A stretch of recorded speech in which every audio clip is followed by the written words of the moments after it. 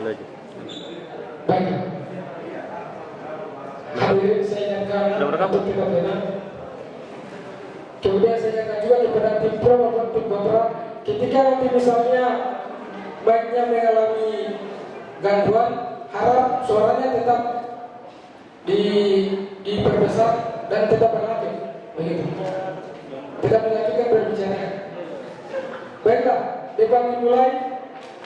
Masih pada posisi yang sama, yaitu masa depan KPK pasca berlakunya Undang-Undang Nomor 19 Tahun 2019 tentang Komisi Pemberantasan Korupsi. Kesempatan pertama diberikan kepada tim pro. Pembicara pertama dari tim pro, waktu yang diberikan 3 menit untuk melakukan opening statement dan akan berjalan ketika saudari mulai berbicara. Silakan. Bismillahirrahmanirrahim. Assalamualaikum warahmatullahi wabarakatuh. Salam sejahtera untuk kita semua. Salam Om Swastiastu, Namo Buddhaya. Dewan juri yang terhormat, rekan kami dari tim Putra, serta para hadirin yang berbahagia. Izinkan saya untuk memperkenalkan tim kami. Kami dari UBI Societas Ilius selaku kubu pro dalam mosi perdebatan kali ini, yaitu pasca berlakunya Undang-Undang Nomor 19 Tahun 2019 tentang Komisi Pemberantasan Korupsi. Dewan juri yang terhormat, kita ketahui tindak pidana korupsi di Indonesia mulai meluas. Bahkan perkembangannya terus meningkat tiap tahunnya. Maka dibuatlah lembaga khusus untuk memberantaskan tindak pidana korupsi. Sebelumnya kita ketahui masyarakat kurang percaya dengan tim kepolisian dan kejaksaan dalam memberantas korupsi, sehingga dibuatlah lembaga yang biasa kita kenal dengan sebutan KPK atau Komisi Pemberantasan Korupsi. Dewan juri yang terhormat, KPK adalah lembaga negara yang dibentuk dengan tujuan meningkatkan daya dan guna hasil terhadap upaya pemberantasan tindak pidana korupsi. Kita ketahui, tindak pidana korupsi bukanlah kejahatan biasa. Oleh sebab itu, dalam pemberantasannya harus dilakukan secara optimal, intensif, profesional, dan berkesinambungan. Maka, tim kami sangat setuju dengan berlakunya Undang-Undang Nomor 19 Tahun 2019 tentang Komisi Pemberantasan Korupsi. Karena kita ketahui undang-undang sebelumnya, yaitu Undang-Undang Nomor 30 Tahun 2002, dirasa kurang efektif dalam menjalankan tugasnya. Kami juga menilai KPK gagal menjalankan koordinasi supervisi karena lebih mementingkan penindakan. Menurut ICW ada 13 kasus dan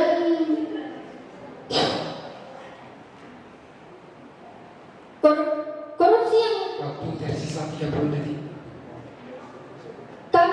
kami harapkan dengan berlakunya Undang-Undang Nomor 19 Tahun 2019 tentang Komisi Pemberantasan Korupsi dapat mengurangi tindak pidana korupsi yang terus berkembang di Indonesia. Mungkin itu saja yang dapat saya sampaikan. Terima kasih. Ya, baik.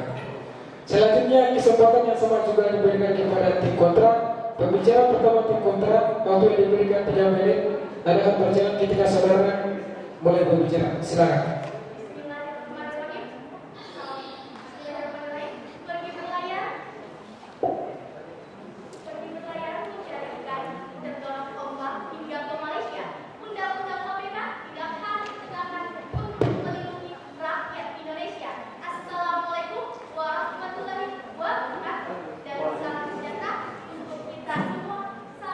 Om Swastiastu, Namo Buddhaya. Dewan juri yang terhormat dan moderator yang bangga, Prof yang sangat perkenalkan, kami tim doktrin Fakultas Hukum Universitas Muhammadiyah Kendari angkatan 2019. Saya Puan Mahaputri selaku pembicara pertama. Di samping kanan saya Yogi Witma Saritma, pembicara kedua, dan di samping kiri saya Abdul Rohman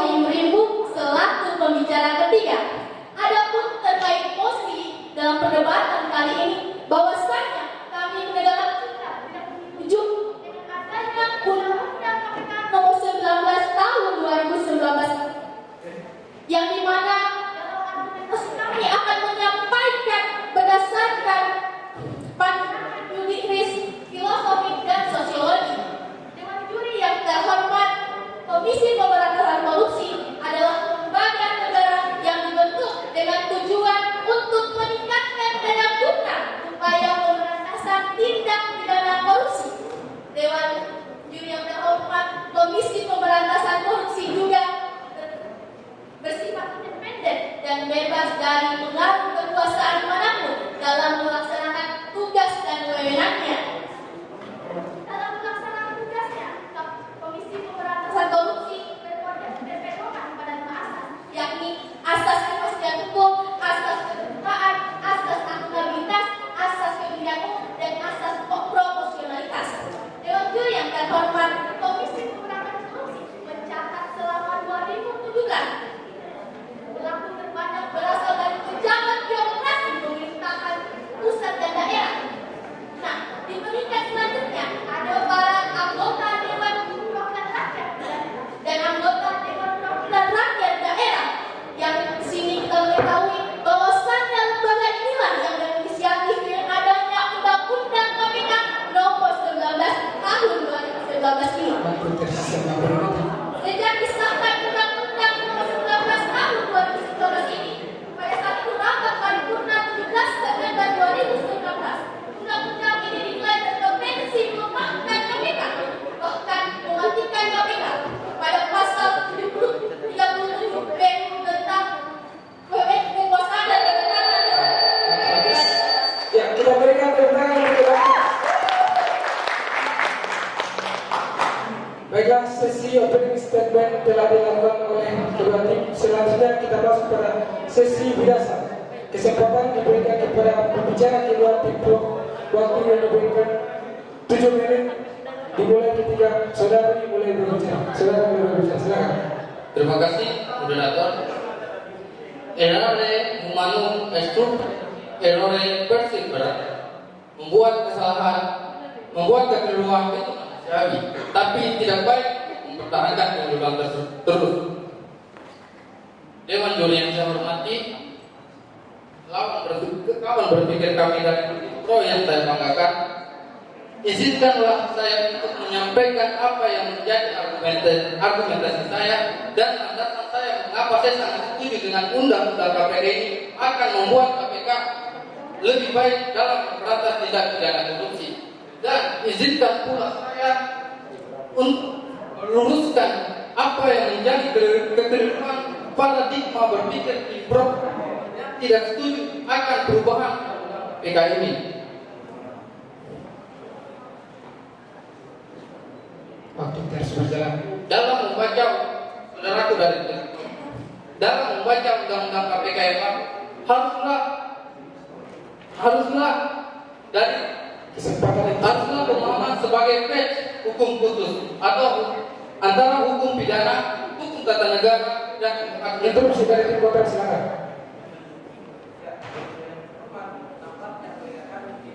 Suaranya di perusahaan lain. Hasil berbicara. Nampaknya kolega kami di pro tidak mengikuti perkembangan yang ada setelah disahkannya undang-undang KPK ini.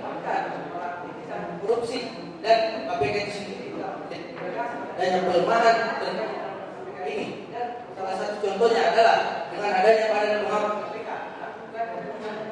Badan pengawas KPK dapat menghilangkan independensi dari KPK yang dan independen. Baik, langsung saja dari tim. Dalam negara demokrasi, kehadiran lembaga berbodi yang termasuk KPK harus adanya dewan pengawas di dalam, karena takutnya akan menjadi penjalat dari KPK itu sendiri. Kita mengambil contoh, misalnya Polri ada dewan pengawasnya, MA dan kejaksaan. Melanjutkan apa yang menjadi bangunan argumentasi saya dalam membaca undang-undang KPK yang baru, haruslah dari pemahaman sebagai bench atau hukum khusus atau antara hukum pidana, hukum tata negara dan hukum administrasi negara. Interupsi kedua dari tim kota, silakan. Baik, Dewan terhormat, bila mana kita ketahui segala proses pembuatan yang pada awalnya tidak baik akan hasil pun yang tidak baik. Bisa kita lihat bahwa pada proses pembuatan Undang-Undang Nomor 19 Tahun 2019 ini bertentangan dengan pasal 16 Undang-Undang Nomor 12 Tahun 2011 tentang tata cara pembentukan perundang-undangan, di mana pasal 16 mengatakan perencanaan, penyusunan penyusunan undang-undang maupun revisi undang-undang terlebih dahulu haruslah masuk dalam program legislasi nasional. Akan tetapi berdasarkan data yang didapatkan dari Indonesia Property Watch, bahwasannya undang-undang nomor 19 tahun 2019 ini sama sekali tidak masuk dalam prolegnas. Terima kasih. Langsung saja ke tim pro. Kayaknya tim kontra ini kurang baca perkembangan. Karena kita ketahui undang-undang itu sudah sejak lama dirancangkan. Hanya pembahasannya baru pada saat ini. Melanjutkan pada bangunan argumentasi, Undang-Undang Nomor 30 Tahun 2004 sudah semestinya dan sudah saatnya untuk diubah. Karena adanya dugaan absolute power atau kewenangan hukum yang melampaui hak-hak dasar seseorang. Dan di dalam Undang-Undang KPK Nomor 30 Tahun 2002 ini juga tidak mengatur tentang mekanisme penghentian penyidikan perkara, di mana kita ketahui kita ini menganut sistem hukum sipil law, yang di mana sistem hukum sipil law adanya kepastian hukum. Di dalam kepastian hukum ada asas praduga tak bersalah. Jadi sehingga KPK seolah-olah melangkahi praduga tak bersalah. Bahkan jika tersangka tidak terbukti melakukan tindak pidana, barang bukti Interupsi berada pada tim Baik, terima kasih. Dewan terhormat, bila mana kolega kami tim pro menyetujui dengan adanya Undang-Undang KPK Nomor 19 Tahun 2009 yang berdasarkan pandangan yuridis, filosofis dan sosiologi. Baik, terima kasih. langsung diserahkan ke tim pro. Lanjutkan apa yang menjadi argumentasi saya.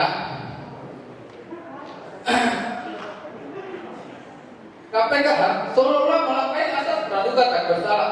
Bahkan jika tersangka terbukti telah melakukan korupsi, barang bukti yang disita tak bisa dipulihkan secara perdata. Tak hanya itu saja, di dalam Undang-Undang KPK yang lama tidak mengatur manajemen penanganan perkara. Sehingga dari segi hukum acara pidana, manajemen penanganan perkara oleh KPK terkesan eksklusif.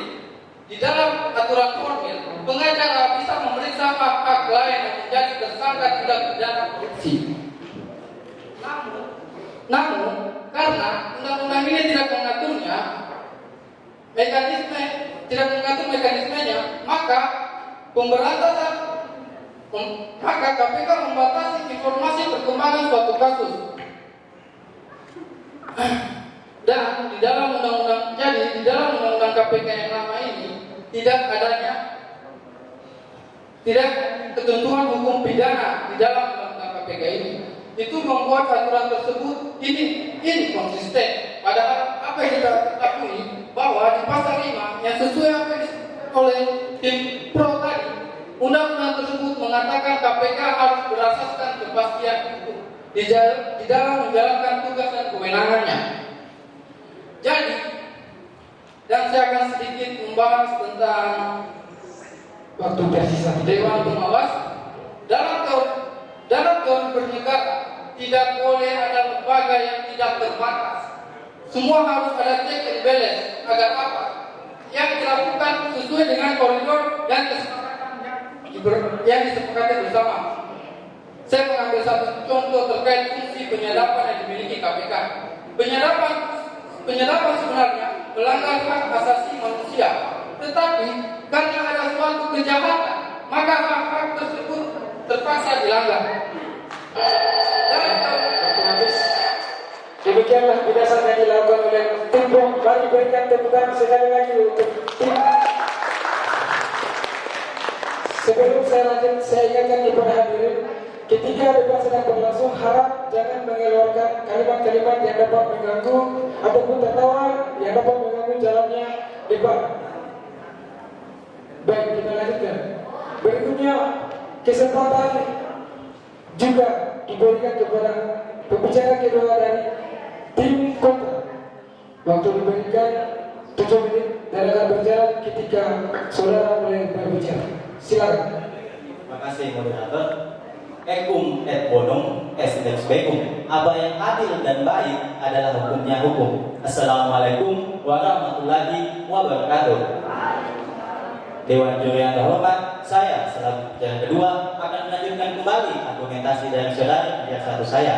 Akan tetapi, sebelum saya melanjutkan kembali argumentasi kami, izinkanlah saya untuk membidas ataupun mengkritisi dari pernyataan kolega kami Tim Pro, di mana Tim Pro bisa kita ambil kesimpulan bahwasannya Undang-Undang Nomor 19 Tahun 2019 ini tujuannya untuk lebih menguatkan bahkan untuk mengefektifkan. Akan tetapi, perlu kita ketahui, segala proses pembentukan yang awalnya tidak baik, hasilnya pula pun tidak baik. Berdasarkan tempat tadi saya jelaskan di pasal 16 Undang-Undang Nomor 12 Tahun 2011 tata cara pembentukan perundang-undangan, di mana berdasarkan data yang kami dapatkan dari Indonesian Council Watch, Undang-Undang KPK tidak masuk dalam prolegnas tahunan DPR. Dewan yang terhormat, bila mana juga kita mengerti bahwasannya Undang-Undang KPK Nomor 30 Tahun 2002 melanggar hak asasi manusia, saya pikir tim kolega kami Tim Pro kurang mengurangi apa itu hak asasi manusia.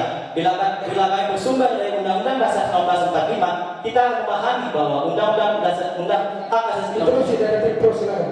Saya rasa tim kontra ini kurang mengamati apa yang menjadi argumentasi saya. Saya tidak pernah menyebutkan bahwa Undang-Undang KPK ini melanggar hak asasi manusia. Yang saya sebutkan, proses penyadapan yang dilakukan KPK ini yang melanggar hak asasi manusia. Karena proses penyadapan KPK ini tidak melalui lembaga pengadilan seperti halnya MA, Kejaksaan ataupun Polri. Baik, langsung disampaikan dari Tim Kontra. Terima kasih Dewan yang terhormat. Kami meyakini bahwa sebenarnya tadi tim kolega kami Tim Pro bahkan mengatakan melanggar hak asasi manusia. Akan tetapi perlu kita cermati bahwasannya jika kita melakukan interpretasi atau penafsiran hukum dalam teori hukum secara gramatikal dan secara sistematis dan logis, bahwasannya di pasal 2 bab C ayat 2 Undang-Undang Dasar 1945 yang menyatakan dalam menjalankan hak dan kebebasannya setiap orang wajib tunduk kepada pembatasan yang diterapkan dengan undang-undang dan agar menjamin pengakuan serta pengobatan atas hak dan kebebasan orang lain. Bahkan bila Interupsi kedua dari Tim Pro, silakan. Apa yang digunakan dari materi pertama dari tim kontra yang tentang pasal 5 tentang asas kepastian, yang menjadi pertanyaan saya di sini, apakah di Undang-Undang Nomor 30 itu mengandung asas kepastian ketika SP3 tidak ditetapkan di dalamnya? Ya, Silakan langsung disampaikan. Dewan juga terhormat. Bila kita menganut dalam pendapat Profesor Dr. Andi Hamzah dalam bukunya Hukum Pidana Mati di Indonesia di masa lain, di masa kini dan di masa depan, mengatakan bahwa korupsi merupakan kejahatan yang sangat luar biasa, menistakan kemanusiaan. Bahkan korupsi juga merupakan kejahatan manusia yang melanggar hak hidup dan hak asasi manusia tidak hanya satu orang maupun jutaan manusia di negara Indonesia kita ini. Dewan juga terhormat. moderator, Interupsi terakhir dari Tim Pro. saya rasa saudara tim kontra ini tidak menjawab apa yang menjadi pertanyaan saya tadi. Coba tim kontra jelaskan tentang asas kepastian itu. Ketika tidak diterapkan yang di dalam Undang-Undang Nomor 30, apakah KPK ini masih menggunakan asas kepastian? Tolong menjawab tim kontra, jangan mengalihkan. Terima kasih.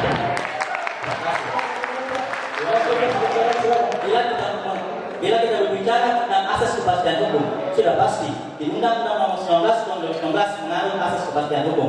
Betapa banyaknya pelaku-pelaku tindak pidana korupsi yang ditetapkan sebagai tersangka kalau tidak adanya asas kepastian hukum atau asas legalitas. Nullum delictum nulla poena siena previa lege bonata. Ya, Bapak. Selanjutnya argumentasi saya bahwasannya pada pasal 1 ayat 3 dan pasal 3 Undang-Undang Nomor 19 Tahun 2019 yang sekarang ini menempatkan KPK dalam lembaga hukum kekuasaan eksekutif.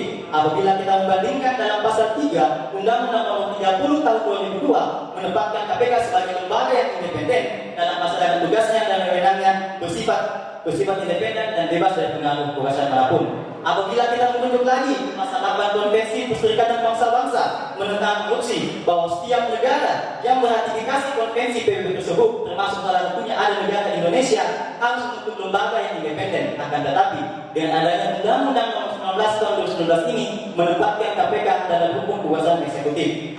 Bahwa perlu juga kita mengutip pernyataan dari dosen kita sendiri, Bapak Hariman Satria Samagi, salah satu dosen fakultas hukum Universitas Muhammadiyah Kendari, dan bisa kita kenal juga dia adalah satu pegiat anti korupsi, mengatakan bahwa Undang-Undang Nomor 19 Tahun 2019 ini hanyalah hasil koordinasi kekuasaan yang korupsi antara eksekutif dan legislatif dan yang tujuannya untuk melemahkan bahkan mematikan KPK. Dewan Juri Hormat, bila mana di poin pelanggaran selanjutnya pasal 37B Undang-Undang Nomor 19 Tahun 2019 mengenai adanya Dewan Pengawas KPK, di mana dengan adanya Dewan Pengawas KPK, penyidikan, penggeledahan, penyitaan, bahkan penyadapan akan dilakukan KPK harus ada izin oleh Dewan Pengawas. Oleh karena itu, KPK tidak lagi menjalankan proses penyidikan dan penuntutannya secara independen, akan tetapi harus lewat izin dari Dewan Pengawas. Bahkan bila kita mengutip lagi pernyataan dari Bapak Wawan Suyanto, salah satu peneliti Transparansi Internasional Indonesia, mengatakan bahwa anggota DPR periode lalu selalu mengklaim bahwa IKES Hongkong atau lembaga anti rasio Hongkong yang menjadi contoh adanya Dewan Pengawas KPK. Akan tetapi bila kita teliti lebih dalam lagi, Dewan Pengawas IKES Hongkong tidak masuk atau tidak mempunyai wewenang penuh dalam memberikan izin dan izin penyadapan maupun penyitaan. Dewan yang terhormat, IKES Hongkong hanya mensupervisi kinerja para pimpinannya. Tetapi di Indonesia malah sebaliknya, Dewan Pengawas mempunyai kewenangan penuh dan Dewan Pengawas setara dengan para pimpinan KPK. Ibaratnya dalam suatu lembaga ada dua matahari kembar, yang dimana satunya dipilih proses seleksi, akan tetapi proses seleksinya masih menimpa tanda tanya besar terhadap masyarakat Indonesia, dan yang satunya lagi dipilih secara langsung oleh DPR dan Presiden. Dewan Juri yang terhormat, bila kita mengutip juga melihat di pasal 43 Undang-Undang Nomor 30 Tahun 2002 mengenai pengawas internal KPK, bahwasanya Ya, perdebatan yang cukup benar yang telah dipertentukan oleh Ketua Umum, itu kita berikan semangat lagi untuk saudara. Masih pada sesi berdasar. Selanjutnya kesempatan diberikan kepada pembicara ketiga dari tim Pro. Bismillahirrahmanirrahim. Assalamualaikum warahmatullahi wabarakatuh. Ya, sebelumnya saya mengucapkan terima kasih kepada moderator yang sudah memberikan waktu kepada saya serta Dewan Juri yang telah menghormati dan tim kontrak. Sebelum saya masuk ke argumen saya, di sini kami akan meluruskan kekeliruan berpikir dari tim kubu kontra yang mengatakan bahwa dengan adanya Undang-Undang Nomor 19 Tahun 2019 tentang KPK, dengan adanya Dewan Pengawas dapat melemahkan KPK. Menurut Dewan Juri yang terhormat, perlu kita ketahui bahwa tindak pidana korupsi muncul karena kinerja merusak. Dewan Juri yang terhormat, perlu kita ketahui bahwa tindak pidana korupsi muncul karena kinerja pemberantasan korupsi dirasakan kurang efektif, lemahnya koordinasi antara lembaga hukum dan terjadinya pelanggaran kode etik oleh pimpinan dan staf KPK, serta adanya masalah dalam pelaksanaan tugas dan kewenangan, yakni pelaksanaan tugas KPK yang berbeda dengan ketentuan hukum acara pidana. Kesempatan interupsi dibuka. Bisa tidak ada kelemahan koordinasi dengan sesama aparat penegak hukum, dan yang paling masalah di sini adalah kelemahan dengan adanya lembaga pengawas yang